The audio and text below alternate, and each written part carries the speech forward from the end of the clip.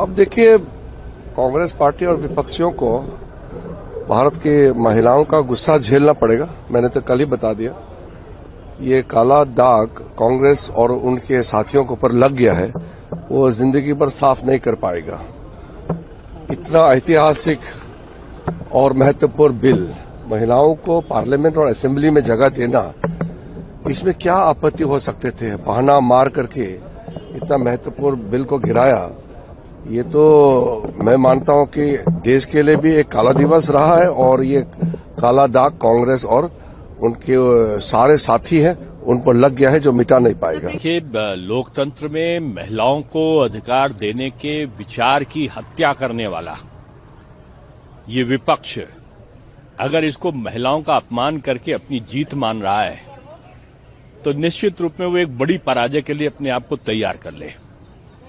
विपक्ष के नेताओं ने जिस प्रकार से नारी का, महिला के अधिकारों का अपमान किया है, मैं समझता हूं कि संसद के इतिहास में इससे बड़ी कोई भूल कोई भी विपक्ष नहीं कर सकता।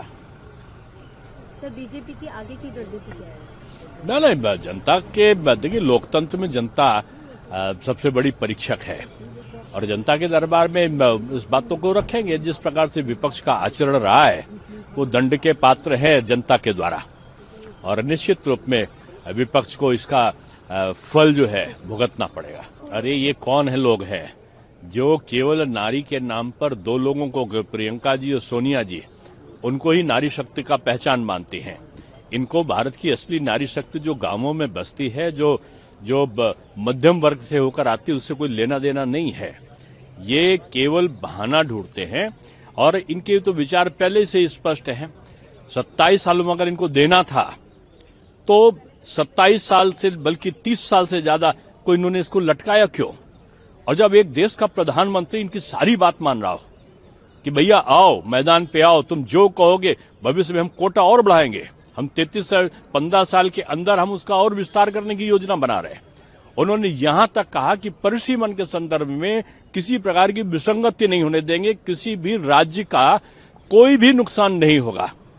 उसके बाद आपके पास बहाना क्या था? आपके पास एक ही बहाना था कि नारी शक्ति का जो प्रादुर्भाव का सपना मोदी जी ने देखा वो ना हो। कोशिश करेंगे, हम सड़क पर भी जाएंगे, महिलाओं को भी समझाएंगे कि किस तरह से विरोधी दलों ने आपके अधिकार को विधानसभा और लोकसभा में रोका है।